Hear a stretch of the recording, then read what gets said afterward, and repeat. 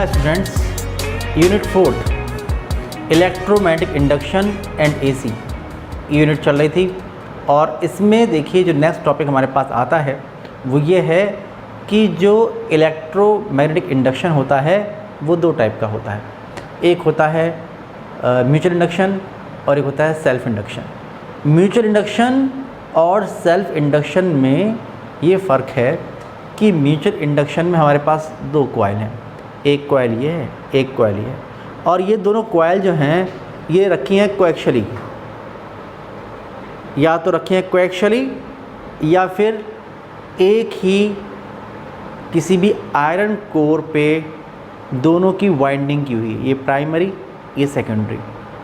इससे क्या होता है, उससे ये होता है कि कोएक्शियली रखे होने पर या एक ही कोर पर अगर उनकी वाइंडिंग हो रखी हैं तो प्राइमरी कॉइल के एक टर्न से लिंक्ड जो मैग्नेटिक फ्लक्स होता है वही मैग्नेटिक फ्लक्स जो होगा वो सेकेंडरी कॉइल के एक टर्न से लिंक्ड होगा, क्योंकि जो आयरन होता है ये फेरोमैग्नेटिक सब्सटेंस होता है और जितनी भी मैग्नेटिक फील्ड लाइंस होती हैं वो उसके थ्रू ही चलती हैं, उसके अंदर चलती हैं। जो आयरन कोर होगा उसके अंदर ही जितनी मैग्नेटिक फील्ड लाइंस हैं वो उसके अंदर चलेंगी। तो जितना मैग्नेटिक फ्लक्स इसके एक टर्न से लिंक्ड होगा उतना ही मैग्नेटिक फ्लक्स इसके एक टर्न से लिंक्ड होगा, ये होता है।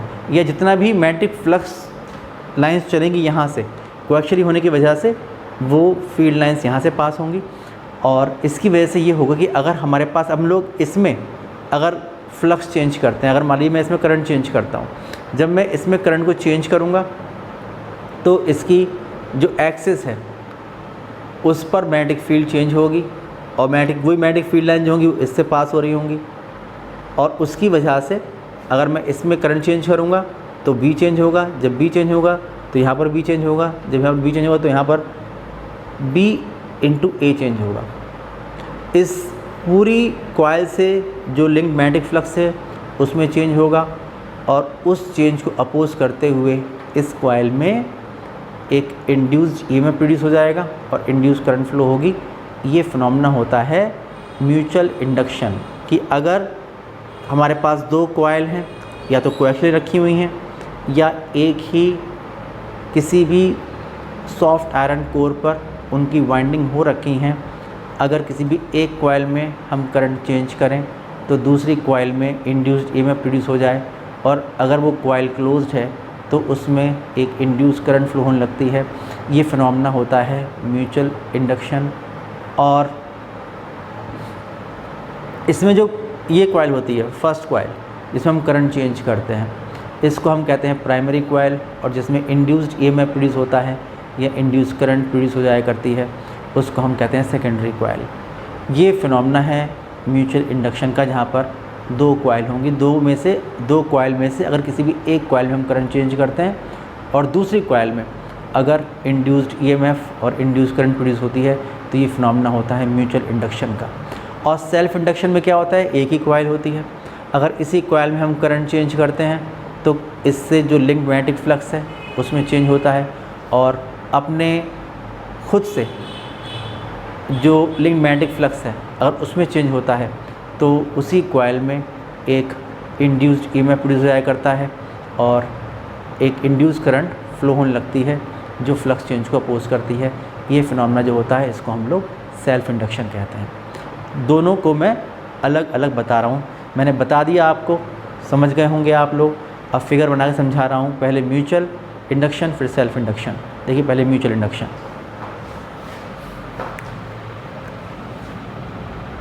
दो टाइप के बताए मैंने इलेक्ट्रोमैग्नेटिक इंडक्शन। जो पहला है यह है म्यूचुअल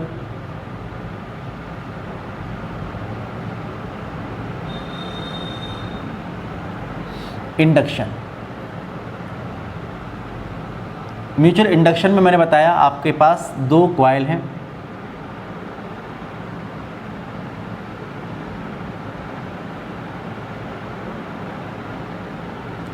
ये एक कॉइल है, इसमें एक बैटरी, एक रिहोस्टेड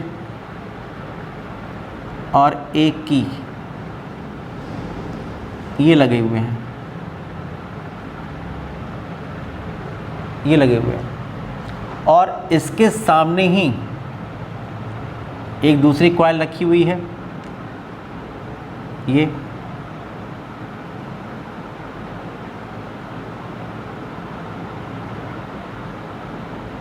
कॉइल रखी हुई है। इसमें कुछ नहीं लगा है, इसमें सिर्फ लगा है एक गैल्वेनोमीटर, ये लगा हुआ है। ठीक है, अब आप देखिए दो केस बताऊंगा आपको, यह है केस फर्स्ट और इसी का बताऊंगा केस सेकंड। केस सेकंड में भी आप देखिए यही फिगर रहेगी,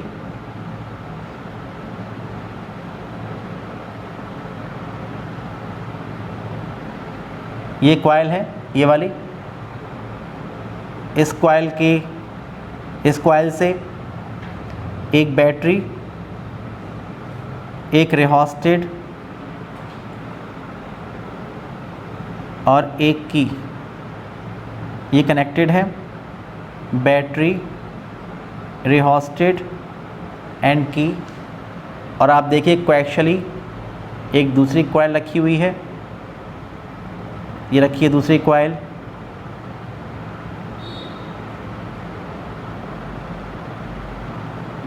और यहाँ पर सिर्फ गैल्वेनोमीटर लगा हुआ है। आप देखेंगे कि यहाँ पर रिहोस्टेट लगा हुआ है, हम लोग करंट को चेंज कर सकते हैं। तो ये जो कॉइल होगी ये होगी प्राइमरी कॉइल, इसको हम लोग P से रिप्रेजेंट करते हैं। ये कॉइल जो है ये है प्राइमरी कॉइल, और इसमें जब इससे लिंक मैग्नेटिक फ्लक्स चेंज होगा तो यहाँ पर induced EMF, induce current flow होनी चाहिए, इसलिए ये होती है सेकेंडरी कॉइल, ये होती है सेकेंडरी कॉइल। अब केस फर्स्ट में आप देखेंगे कि अगर हम लोग जो करंट है प्राइमरी कॉइल में उसको इंक्रीज़ करेंगे, if current in primary coil is increasing, जो फर्स्ट प्राइमरी कॉइल है इसमें करंट को हम इंक्रीज़ कर रहे हैं। आप लोग इस रिहोस्टेट को चला रहे हैं ऐसे, जब ऐसे चलाएंगे तो सर्किट में रेजिस्टेंस, आपने की को क्लोज़ किया, की क्लोज़ करते ही करंट फ्लो होने शुरू हो गई और इस रिहोस्टेट को यहाँ से ऐसे मूव कराना शुरू कर दिया। जब इसका मोशन ऐसे कराएंगे तो सर्किट में रेजिस्टेंस कम होगा, और सर्किट में रेजिस्टेंस जब कम होगा तो आप देखेंगे कि यहाँ पर जो करंट है ये करंट है, इसमें वाली करंट I1 फ्लो हो रही है, और जो I1 फ्लो हो रही है वो क्या हो रही है, इंक्रीज़ हो रही है। I1 को हम इंक्रीज़ कर रहे हैं। जब हम लोग I1 को इंक्रीज़ करेंगे तो आप देखेंगे पहले जब कोई भी करंट इस कॉइल में नहीं थी तो यहाँ पर कोई भी मैग्नेटिक फील्ड लाइंस पास नहीं हो रही थी इससे। जैसे जैसे आप करंट बढ़ाते जाएंगे वैसे वैसे जो मैग्नेटिक फील्ड लाइंस हैं वो बढ़ती जाएंगी। आप देखिए पहले ये 1 लाइन, फिर ये 2 लाइन, फिर ये 3 लाइन, तो आप देखेंगे मैग्नेटिक फील्ड लाइंस यहाँ पर बढ़ती जाएंगी। और आप देखिए कि जो सामने सेकेंडरी कॉइल रखी हुई है, ये सेकेंडरी कॉइल रखी हुई है, इस सेकेंडरी कॉइल से ये जो मैग्नेटिक फ्लक्स लाइन यहाँ से पास हो रही हैं, क्योंकि कोएक्सियल रखी हुई है इसने इससे ही पास होंगी। अगर ये एक ही कोर पर आपने वाइंडिंग कर रखी है तो भी इससे ही पास होंगी, यानी कि अगर इससे लिंक मैग्नेटिक फ्लक्स बढ़ेगा तो इससे जो लिंक मैग्नेटिक फ्लक्स है वो भी बढ़ेगा। और जब इस सेकेंडरी कॉइल से लिंक मैग्नेटिक फ्लक्स बढ़ेगा तो आप जानते हैं Faraday's law of electromagnetic induction से कि किसी भी कॉइल से लिंक्ड अगर मैग्नेटिक फ्लक्स बढ़ता है तो क्या होता है, तो फिर वहाँ पर एक इंड्यूस्ड ईएमएफ प्रोड्यूस हो जाया करता है। और लेंज लॉ के अकॉर्डिंग जो इंड्यूस करंट है उसकी डायरेक्शन हमेशा फ्लक्स चेंज को अपोज करती है, तो जो फ्लक्स बढ़ रहा है उसको अपोज करेगी। फ्लक्स इधर बढ़ रहा है इस तरफ, B इस तरफ, तो आप देखिए कि जो इंड्यूस करंट है वो फ्लो होगी ऐसे, ये, जिससे कि एरिया तो कम नहीं कर सकती तो B कम करने की कोशिश करेगी, जिससे कि करंट फ्लो होगी अपोजिट डायरेक्शन में, करंट फ्लो होगी अपोजिट डायरेक्शन में, जिससे कि क्या हो, डिफ्लेक्शन ऐसे आ जाएगा, जिससे कि जो मेन B, इसकी वजह से जो B प्रोड्यूस हो रहा है इसको अपोज करता हुआ B को प्रोड्यूस कर सके और इसमें जो फ्लक्स बढ़ रहा था उसको अपोज कर सके। तो आप देखेंगे कि अगर I1 बढ़ेगी, if current in primary coil is increasing, तो आप देखेंगे जो इंड्यूस करंट होगी वो फ्लो होगी इस डायरेक्शन में, इंड्यूस करंट फ्लो होगी इस डायरेक्शन में।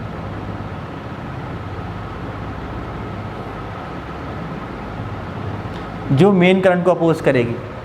अब अगर हम लोग या तो की को खोल देते हैं, इस तरह से ओपन कर देते हैं, या इसको ऐसे मूव कराते हैं, इस रिहोस्टेट को ऐसे मूव कराते हैं, तो आप देखें करंट तो फ्लो हो रही है इसी तरफ, I1 जो फ्लो हो रही है वो फ्लो तो इसी तरफ ही हो रही है प्राइमरी कॉइल में, लेकिन अब वो डिक्रीज़ हो रही है। यहाँ पर देखिए ये इंक्रीज़ हो रही थी और यहाँ पर आप देखिए कि डिक्रीज़ हो रही है। जब डिक्रीज़ होगी तो जो फील्ड लाइंस थी, ये जो फ्लक्स लाइंस थी वो कम होना शुरू हो जाएंगी। पहले 3 थी, अब देखिए 1 रह गई, धीरे धीरे कम होती चली जा रही हैं, और आपने इसको ओपन कर दिया तो 0 हो गई। तो अब क्या होगा कि इससे जो लिग्मेटिक फ्लक्स था किस डायरेक्शन में, इस डायरेक्शन में, वो कम होना शुरू हो जाएगा। तो लेंज लॉ के अकॉर्डिंग जो इंड्यूस करंट होगी वो इसको बढ़ाने की कोशिश करेगी, फ्लक्स के कम होने को अपोज करेगी, तो वो फ्लो होगी ऐसे, ये, जिससे कि इस डायरेक्शन में बी को बढ़ा सके। तो आप देखिए कि उस वक्त जो इंड्यूस करंट होगी वो मेन करंट की डायरेक्शन में ही फ्लो होती है, इस तरफ फ्लो होगी। इंड्यूस करंट जो होगी वो इस तरह फ्लो होगी, इंड्यूस्ड करंट जो होगी वो इस तरह से फ्लो होगी इस डायरेक्शन में, ठीक है ना। तो ये केस सेकंड कब है कि if current in primary coil is decreasing, अगर ये कम हो रही है तब। तो किसी भी एक कॉइल में करंट को चेंज करने पर दूसरी कॉइल में अगर एक इंड्यूस ईएमएफ प्रोड्यूस हो जाया करता है और इंड्यूस करंट फ्लो होने लगती है, तो ये फिनोमेना होता है, इसको हम लोग म्यूचुअल इंडक्शन कहते हैं। ये प्राइमरी कॉइल, ये सेकेंडरी कॉइल, समझ गए होंगे। अब आप देखिए, अब हम लोग डिफ़ाइन करने वाले हैं कोफिशिएंट ऑफ म्यूचुअल इंडक्शन या म्यूचुअल इंडक्टेंस। जो हमारे पास प्राइमरी कॉइल और सेकेंडरी कॉइल हैं, इनके बीच एक कोफिशिएंट होता है जिसे हम कोफिशिएंट ऑफ म्यूचुअल इंडक्शन या म्यूचुअल इंडक्टेंस कहते हैं। उसको हम कैपिटल M से रिप्रेजेंट करते हैं। उसको देखिए हम डिफ़ाइन करने वाले हैं। कोफिशिएंट ऑफ म्यूचुअल इंडक्शन और म्यूचुअल इंडक्टेंस, इसको मैंने बताया हम लोग कैपिटल M से रिप्रेजेंट करते हैं। आप ये देखिए, मैंने आपको बताया था कि अगर हम लोग जो प्राइमरी और सेकेंडरी कॉइल, अगर इसकी वाइंडिंग एक ही सॉफ्ट आयरन के ऊपर कर देते हैं तो क्या होगा। अगर कोई भी फेरोमैग्नेटिक सब्सटेंस जैसे सॉफ्ट आयरन है, इसको आप यहाँ पर रख देते हैं, तो फेरोमैग्नेटिक सब्सटेंस की जो प्रॉपर्टी है वो ये है कि फील्ड लाइंस जो होती हैं वहाँ बढ़ जाया करती हैं। और इसका मतलब ये हुआ कि जो सेकेंडरी कॉइल है, इसमें जो इंड्यूस करंट है या जो इंड्यूस्ड ईएमएफ है, इसकी वैल्यू बढ़ जाया करती है, ठीक है ना, इसकी प्रेजेंस से। जो इसके एग्जाम्पल हैं वो हैं ट्रांसफार्मर और इंडक्शन कॉइल। अगर आपसे कहा जाए कि इसके कौन कौन से एग्जाम्पल्स हैं, तो आप देखिए जो फिनोमेना होता है म्यूचुअल इंडक्शन वो किस किस में होता है। जिन जो एग्जाम्पल्स हैं जो इस फिनोमेना पर बेस्ड हैं वो हैं transformer and induction coil.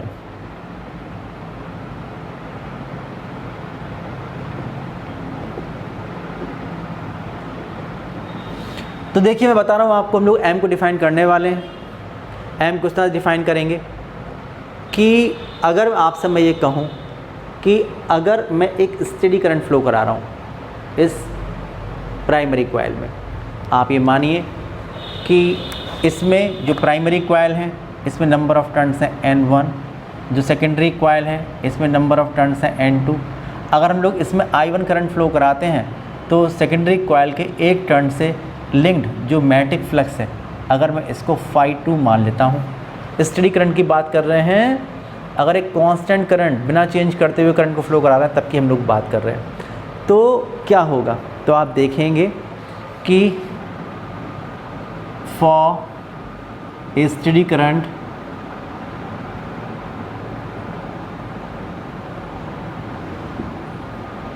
I1 in primary coil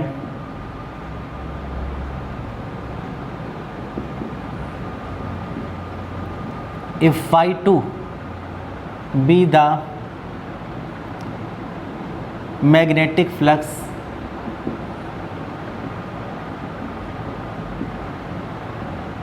linked with one turn of secondary coil,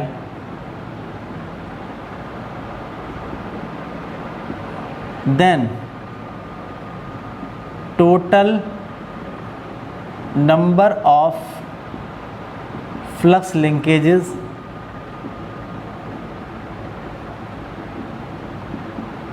linked with the secondary coil। बताया था मैंने आप लोगों को कि अगर एक टर्न से जो लिंक्ड मैग्नेटिक फ्लक्स अगर phi2 है और इसमें नंबर ऑफ टर्न्स कितने हैं n2, तो अगर हम लोग नंबर ऑफ टर्न्स को एक टर्न से लिंक्ड फ्लक्स से मल्टीप्लाई कर दें तो उसे हम कहते हैं total number of flux linkages. Total number of flux linkages linked with the secondary coil कितना होगा? ये होगा n2 इंटू phi2। अगर एक टर्न से लिंक्ड है phi2 तो n2 टर्न से होगा n2 phi2। किस पर डिपेंड करता है? आप देखिए डिपेंड किस पर करेगा, ये डिपेंड करेगा I1 पर। अगर मैं एक कांस्टेंट करंट I1 यहाँ पर फ्लो करा रहा हूँ, स्टेडी करंट I1 फ्लो करा रहा हूँ, तो इसका जो B है वो I पर डिपेंड करेगा, और जो इससे एक टर्न से लिंक्ड फ्लक्स है कितना, जो phi2 होगा इसके एक टर्न से लिंक्ड फ्लक्स ये होगा phi2 is equal to B1 into A2। ये डिपेंड किस पर करेगा? ये करेगा I1 पर। जो total number of flux linkage है N2 इंटू phi2 वो डिपेंड किस पर करेंगे? I1 पर। हम करंट को बढ़ाएंगे तो N2 phi2 बढ़ेगा। अगर हम लोग करंट को कम करेंगे, करंट को जीरो कर देते हैं, तो आप देखेंगे phi2 जीरो हो जाएगा, इसलिए N2 phi2 जीरो हो जाएगा। तो total number of flux linkages linked with the secondary coil जो N2 phi2 होंगे वो डिपेंड करते हैं जो करंट प्राइमरी कॉइल में फ्लो हो रही होती है I1 उसके डायरेक्टली प्रोपोर्शनल होता है। अगर हम लोग यहाँ पर एक कांस्टेंट लगा दें तो वो कांस्टेंट होता है कोफिशिएंट ऑफ म्यूचुअल इंडक्शन और म्यूचुअल इंडक्टेंस, इसको हम कैपिटल M से रिप्रेजेंट करते हैं। तो हो जाएगा N2 phi2 is equal to M into I1। तो यहाँ से हम लिखेंगे कि M इज इक्वल टू हो जाएगा N2 phi2 अपॉन I1। यहाँ से हम इसको डिफ़ाइन कर सकते हैं, ये एक तरीका डिफ़ाइन करने का हो गया। आप लिखेंगे if I1 is equal to 1 ampere then M is equal to N2 phi2। Total number of flux linkages linked with the secondary coil. क्या मतलब हुआ? मतलब ये हुआ कि अगर हम लोग जो प्राइमरी कॉइल है इसमें अगर 1 एम्पियर की स्टेडी करंट फ्लो कराएं तो जो total number of flux linkages हैं linked with the secondary coil 1 ampere current flow कराने पर इस सेकेंडरी कॉइल से linked total number of flux linkage अगर आप निकाल लेंगे तो वही दोनों कॉइल के बीच का कोफिशिएंट ऑफ म्यूचुअल इंडक्शन होगा, जिसे हम कैपिटल M से रिप्रेजेंट करते हैं। आप देखिए इसका एक तरीका और भी है। अगर आप देखें from Faraday's law of electromagnetic induction, तो उससे हम लोग एक फार्मूला और भी निकाल सकते हैं। आप देखेंगे कि we have from Faraday's law of electromagnetic induction,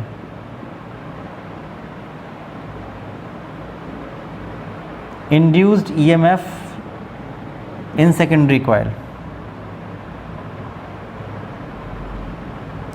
formula पढ़ा है आप लोगों ने कि E इज इक्वल टू कितना होता है? E इज इक्वल टू होता है माइनस मतलब Lenz law N into delta phi upon delta T. ये फॉर्मूला पढ़ा है आप लोगों ने, ठीक है ना। लेकिन यहाँ पर हमने क्या कहा? मैंने कहा सेकेंडरी कॉइल में कितना इंड्यूस्ड EMF प्रोड्यूस हो रहा है, तो इसको मैं E2 से रिप्रेजेंट करूँगा। तो ये हो जाएगा E2। नंबर ऑफ टर्न्स कितने हैं इसके अंदर? N2, तो ये जाएगा N2।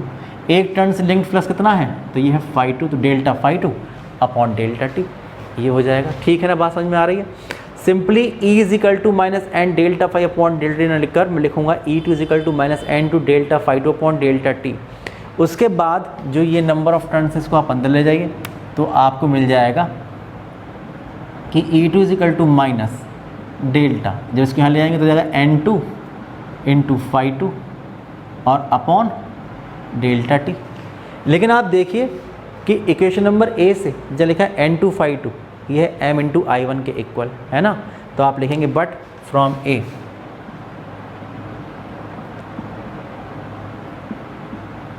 कि N2 phi two is equal to m into I1, putting this value we get putting this value we get, तो यहाँ से मिलेगा आप लोगों को कि E2 is equal to minus delta m into I1 upon delta T. तो E2 is equal to हो जाएगा, आप m बाहर लेके आएंगे तो minus m into delta I1 upon delta T. ये एक फॉर्मूला हमारे पास निकल के आता है इक्वेशन नंबर बी। अगर आप इक्वेशन बी से फर्दर प्रोसीड करें, यानी कि अगर आप देखिए, अगर हम आपसे कहें कि जो सेकेंडरी कॉइल में इंड्यूस्ड ईएमएफ प्रोड्यूस हुआ है उसका कितना मैग्नीट्यूड है, तो आप जानते हैं कि जो नेगेटिव साइन है वो तो खाली लेंज लॉ को रिप्रेजेंट करता है कि जो इंड्यूस्ड ईएमएफ प्रोड्यूस होगा उसकी डायरेक्शन हमेशा ऐसी होगी कि उसी कॉज को अपोज करेगी जिसके से खुद प्रोड्यूस होगी। तो अगर आप निकालें इसका मॉड, तो मॉड ऑफ E2 कितना होगा, mod of E2 is equal to होगा m delta I1 upon delta T. और यहाँ से अगर आप निकालें m यानी म्यूचुअल इंडक्टेंस, तो आप लिखेंगे कि mutual inductance m is equal to mod of E2 upon delta I1 upon delta T. ये निकल के आएगा। यहाँ से आप फिर डिफाइन कर सकते हैं। आप देखिए कि अब यहाँ पर जो delta I1 upon delta T, इसका मतलब अब जो हमारे पास प्राइमरी कॉइल में करंट फ्लो हो रही थी वो स्टडी नहीं है बल्कि वो चेंज हो रही है। अगर मैं आपसे कहूँ कि वो चेंज हो रही है यूनिट रेट से, यूनिट रेट का मतलब हुआ 1 एम्पियर पर सेकेंड, तो जो m है वो मॉड ऑफ E2 के इक्वल होगा। मतलब क्या हुआ कि अगर प्राइमरी कॉइल में जो करंट चेंज होने का रेट है वो 1 एम्पियर पर सेकेंड हो, तो उस वक्त सेकेंडरी कॉइल में जो इंड्यूस्ड ईएमएफ प्रोड्यूस होगा उसका मैग्नीट्यूड दोनों कॉइल के बीच का कोफिशिएंट ऑफ म्यूचुअल इंडक्शन या म्यूचुअल इंडक्टेंस कैपिटल M होता है। आप बताएंगे इसको, आप लिखेंगे कि if delta I1 upon delta T is equal to 1 ampere per second, then m is equal to mod of E2। इस तरह से हम इसको एक और तरीके से डिफाइन कर सकते हैं। आप देखिए कि जो ऐसा यूनिट होता है म्यूचुअल इंडक्टेंस का वो हेनरी होता है। आप इसकी डायमेंशंस भी निकाल सकते हैं, करके बता रहा हूँ मैं आप लोगों को। ऐसा यूनिट ऑफ m, आप देखिए कि मेरे पास जो ये इक्वेशन आई है, ये इक्वेशन नंबर बी, यहाँ से आप चलें फ्रॉम बी, फार्मूला है आपके पास कि E2 is equal to minus m delta I1 upon delta T. तो मॉड ऑफ E2 अगर आप चाहें तो mod of E2 is equal to हो जाएगा m into delta I1 upon delta T. यहाँ से अगर आप m निकालेंगे तो m इज इक्वल टू होगा mod of E2 upon delta I1 upon delta T. यहाँ से आप डिफाइन करेंगे, यहाँ से आप बताएंगे कि 1 हेनरी क्या होगा। आप लिखेंगे कि if delta I1 upon delta T is equal to 1 ampere per second, अगर प्राइमरी कॉइल में 1 एम्पियर पर सेकेंड रेट से करंट चेंज हो रही है and mod of E2 is equal to 1 volt, और सेकेंडरी कॉइल में जो इंड्यूस्ड ईएमएफ प्रोड्यूस हो रहा है अगर वो 1 वोल्ट का है, उसका मैग्नीट्यूड 1 वोल्ट है, देन अगर यहाँ से आप देखेंगे तो m कितना हो जाएगा, ये m होगा, ये है 1 वोल्ट और ये है 1 एम्पियर पर सेकेंड। तो इसको हम 1 हेनरी या 1 H ये कहते हैं। तो कैसे डिफाइन करेंगे 1 हेनरी को? डिफाइन इस तरह से करेंगे कि अगर प्राइमरी कॉइल में 1 एम्पियर पर सेकेंड के रेट से करंट को चेंज करने पर सेकेंडरी कॉइल में जो इंड्यूस्ड ईएमएफ प्रोड्यूस हो अगर उसका मैग्नीट्यूड 1 वोल्ट का हो तो दोनों कॉइल के बीच का जो कोफिशिएंट ऑफ म्यूचुअल इंडक्शन होगा या म्यूचुअल इंडक्टेंस होगा उसकी वैल्यू होगी 1 हेनरी। इस तरह से आप उसको डिफाइन कर देंगे। अब आप देखिए, अगर आपसे कहा जाए डायमेंशंस की बात तो हम डायमेंशन निकाल सकते हैं।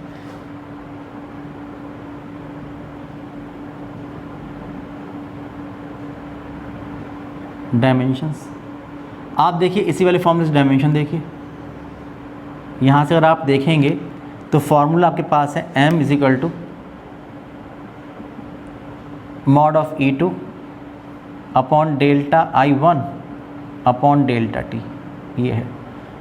अब आपसे कहा जाए डायमेंशंस ऑफ m, तो ये होता है वोल्ट, पोटेंशियल डिफरेंस या electromotive force, W upon Q, ठीक है ना। तो W अपॉन Q, W की डायमेंशन कितनी होती है? W डायमेंशन होती है ml स्क्वायर T-2, ये होती है, और अपॉन Q की होती है IT से AT। फिर लिखा है delta I upon delta T, तो डेल्टा I का मतलब एम्पियर पर सेकेंड, तो T-1, ये हो जाएगा। समझ में आ रही है बात? जहाँ पर लिखा हुआ था E2 W upon Q, W का मतलब work, ml square T-2 upon Q का मतलब IT से AT। फिर लिखा है डेल्टा I का मतलब एम्पियर और अपॉन डेल्टा T, तो T पहुँचेगा ऊपर T-1, ये हो जाएगा। तो अब निकालेंगे जब डायमेंशन तो निकल के आएगी, ये है m, फिर देखिए l स्क्वायर, फिर देखिए T, तो इस T से T कैंसिल, T की पावर -2, और ये a स्क्वायर तो ऊपर जाके a की पावर -2। तो ये इसका डायमेंशनल फार्मूला है।